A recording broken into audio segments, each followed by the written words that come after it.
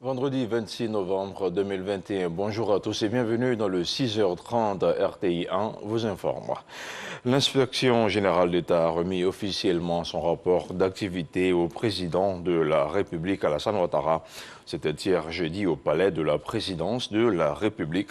Le document cumule les inspections et audits des structures d'État pour les exercices 2018, 2019 et 2020. Des recommandations ont été formulées en vue d'une gestion plus efficiente des structures publiques. Le chef de l'État a félicité l'inspecteur général d'État et l'ensemble de ses collaborateurs pour la qualité du rapport. Il a réaffirmé sa détermination à lutter contre la corruption et a exhorté tous les gestionnaires de deniers publics à s'inscrire résolument dans la bonne gouvernance. Dans le cadre du recensement général de la population RGPH 2021, le président de la République, Alassane Ouattara, et la première dame Dominique Ouattara se sont fait enrôler. Le chef de l'État a souligné l'importance de cette opération. Le président de la République a exhorté les populations à se mobiliser et à se faire recenser massivement pour une meilleure prise en compte de leurs préoccupations par le gouvernement. Le compte-rendu de Jérôme Kofi Aboulan. Jeudi 25 novembre 2021, il est environ 10 heures quand les agents recenseurs sont sur place à la résidence du président de la République Alassane Ouattara dans le cadre du recensement général de la population et de l'habitat pour l'année 2021. Ils sont donc venus pour procéder au recensement du chef de l'État et de son entourage. Juste après qu'il a été enrôlé, le président de la République Alassane Ouattara a saisi l'occasion pour s'adresser aux populations. En les invitant à se faire enrôler, il a situé sur l'enjeu de cette opération. Chères Ivoiriennes, chers Ivoiriens, je viens de me faire enrôler et je le fais maintenant parce que j'ai été en voyage, comme vous le savez. Et là, je l'ai fait et vous savez, le recensement général est très important pour notre pays.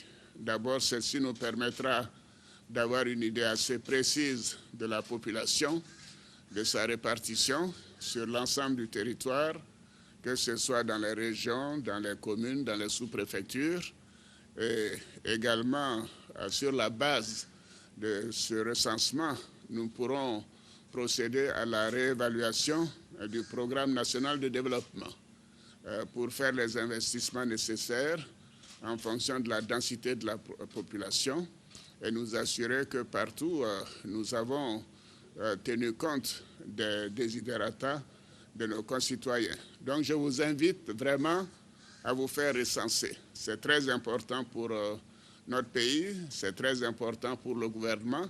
Je vous demande personnellement de le faire parce que ceci nous permettra d'aller encore plus vite et de toucher chaque résident de notre pays sur le territoire national. Depuis le 8 novembre 2021, les agents recenseurs sont sur le terrain pour permettre aux populations sur le sol ivoirien de se faire enrôler. Et on continue à parler du RGPH 2021. Jeudi, la ministre du Plan du Développement était devant la presse. Nali Kaba a annoncé la prorogation de l'opération de recensement général de la population 2021, prévue pour se tenir du 8 au 28 novembre prochain. L'opération va plutôt s'achever le 7 décembre. On note à ce jour plusieurs difficultés dans l'exécution de l'opération qui affiche un taux d'achèvement de 47%. L'éclairage de Sephora Zegui. Initialement prévu s'achever le 28 novembre prochain, le processus de recensement général de la population est prorogé jusqu'au 7 décembre, soit une rallonge de 9 jours.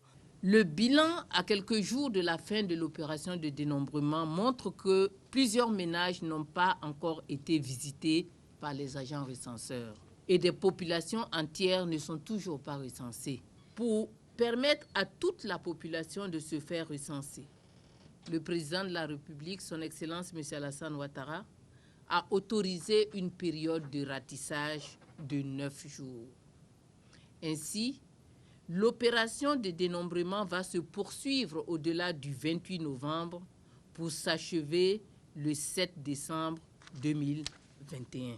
Ce report fait suite à des difficultés rencontrées sur le terrain par les agents recenseurs. Nous notons la réticence de certains ménages à se faire recenser, notamment dans les quartiers huppés d'Abidjan et dans certains villages du district d'Abidjan. La réticence de certaines communautés étrangères à se faire recenser, les difficultés d'accès à certaines localités en raison de la pluviométrie, le paiement tardif de primes de transport et de mise en route des agents recenseurs, dû notamment à la non-stabilisation de leur liste. Et enfin, à la non-mise à disposition à temps de moyens de déplacement des agents recenseurs dans certaines localités. Sur la problématique de la sécurité relevée par les populations autour de cette opération, le porte-parole du gouvernement rassure. Les agents sont géolocalisables. Ils sont retracés. Leur parcours est retracé. Donc, il n'y a aucune inquiétude de ce point de vue. Les tablettes sont géolocalisables. Même quand la tablette est éteinte, près de 60% donc, de nos concitoyens se sont fait recenser et ils n'ont pas eu de problème. Il n'y a pas de raison que les 40% restants n'aillent pas vers cette opération. La ministre du Plan et du Développement invite les élus locaux et les cadres de toutes les localités à sensibiliser leurs administrés. Le recensement général de la population est un outil de développement qui mérite l'adhésion de tous les Ivoiriens, mais également de celle des communautés étrangères vivant en Côte d'Ivoire. Pour l'heure, les difficultés rencontrées dans le cadre de cette opération ont trouvé un dénouement heureux, selon la ministre Niale Kaba. Cette 5e opération de recensement général de la population a atteint un taux d'achèvement de 47%.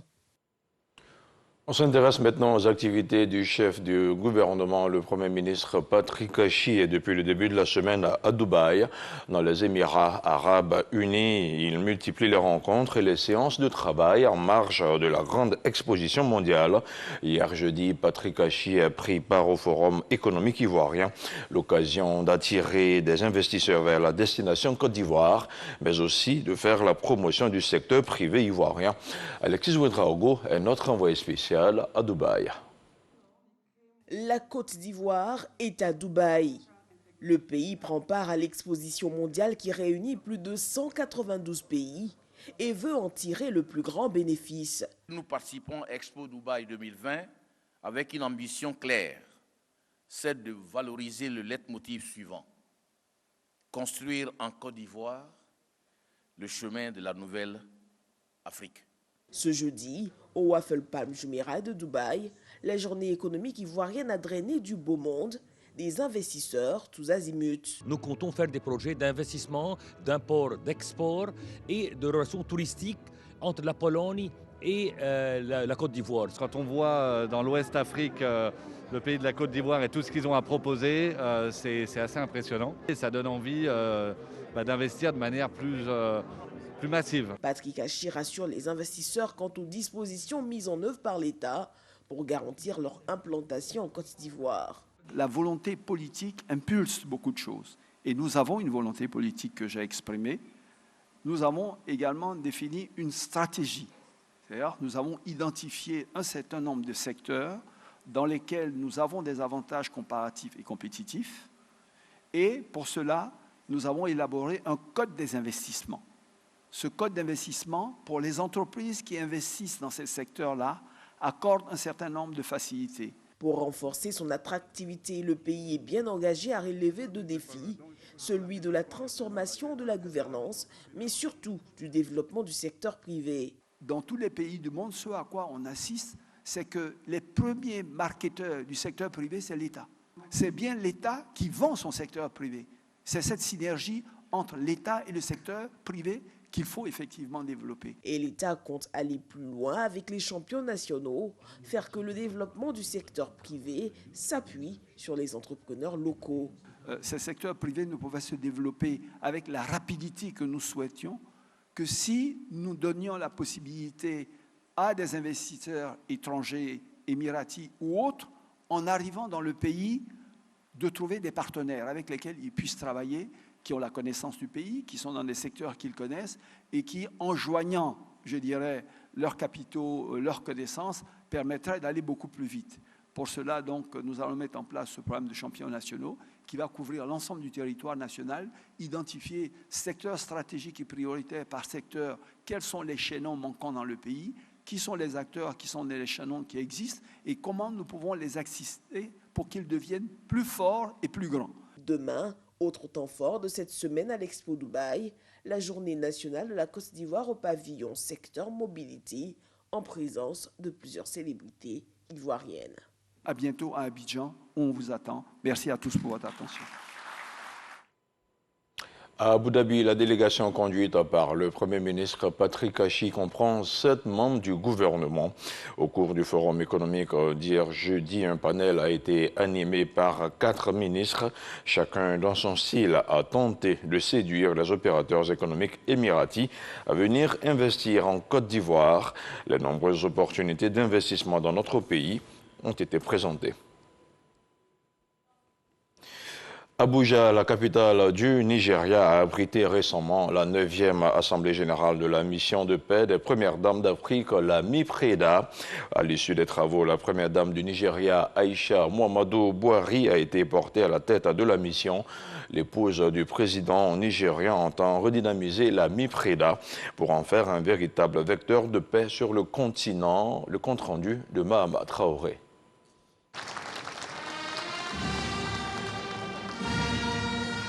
Aïcha Buhari est la nouvelle présidente de la mission de paix des Premières Dames du continent africain, MIPREDA. Elle a été plébiscitée par ses pairs, Première Dame, lors de la 9e Assemblée générale de la MIPREDA, qui vient de se tenir à Abuja au Nigeria.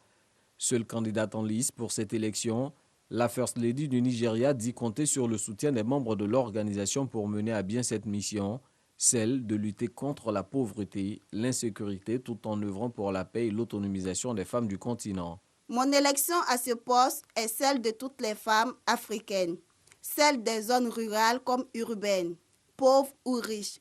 Ensemble, nous devrions mener un seul combat, celui du développement et de la paix sur le continent.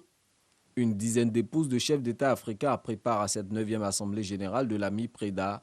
La première dame de Côte d'Ivoire, Dominique Ouattara, s'est faite représenter à ses assises par Nassene Batouré, ministre de la Femme, de la Famille et de l'Enfant. Autre présence notable et remarquée, celle du président de la République fédérale du Nigeria, Muhammadu Buhari. Il est venu soutenir la volonté des premières dames du continent d'apporter un souffle nouveau à leur organisation. Pour ce nouveau dynamisme tant souhaité, Nassene Batouré a livré la vision de la première dame de Côte d'Ivoire, Dominique Ouattara. Mesdames les premières dames, au nom de la première dame de la République de Côte d'Ivoire, Madame Dominique Ouattara, je voudrais vous traduire toute ma fierté au regard de vos engagements respectifs sur la question cruciale de la paix sur le continent africain. Je plaide pour que les premières dames trouvent les mots et les ressources nécessaires en vue d'utiliser leur influence et leur leadership pour impacter notre continent à parvenir à une Afrique juste, égalitaire et pacifique. Cette 9e Assemblée générale a été également marquée par le lancement des travaux de construction du futur siège du secrétariat permanent de la MIPREDA à Abuja. L'édifice sera aussi composé d'un complexe hôtelier et d'un institut de formation de la paix. En clôture des travaux, les premières dames ont organisé un dîner gala en vue de récolter des fonds pour soutenir des actions de paix sur le continent. L'actualité internationale nous conduit en Gambie où la commission Vérité, Réconciliation et Réparation a rendu hier son rapport au président Adama Barrow. Le document est le fruit de plus de 2 années d'audition de victimes, de témoins et d'auteurs des crimes commis sous l'ancien président Yahya Jammeh en exil en Guinée équatoriale. Dans ses recommandations, la commission appelle à des poursuites judiciaires contre les auteurs de ces crimes, sans donner plus de détails pour l'instant. L'une des grandes interrogations portent sur les recommandations contenues dans ce document, notamment sur la nécessité ou non que l'ancien président, aujourd'hui en exil en Guinée équatoriale, rende des comptes. Et puis, 6 chefs d'État africains s'engagent à mettre en œuvre une politique de tolérance zéro à l'égard des violences faites aux femmes. Un engagement pris hier jeudi 25 novembre à l'occasion de la journée internationale pour l'élimination de la violence à l'égard des femmes. Il s'agit des présidents Macky Sall du Sénégal, Paul Kagame du Rwanda, Nana Akufo-Addo du Ghana, Hakainde Hichilema de la Zambie, Faure Gnassingbé du Togo et de Denis Sassou Nguesso du Congo. Ils étaient réunis hier à Kinshasa pour le premier sommet des chefs d'État africains sur le sujet. Ce sommet en forme de prélude à 2 semaines de mobilisation contre la violence faites aux femmes. Et voilà, c'est ici que l'on s'arrête pour ce 6h30. Merci de l'avoir suivi. L'info continue sur le www.rti.ci. On se retrouve demain, même heure, même chaîne.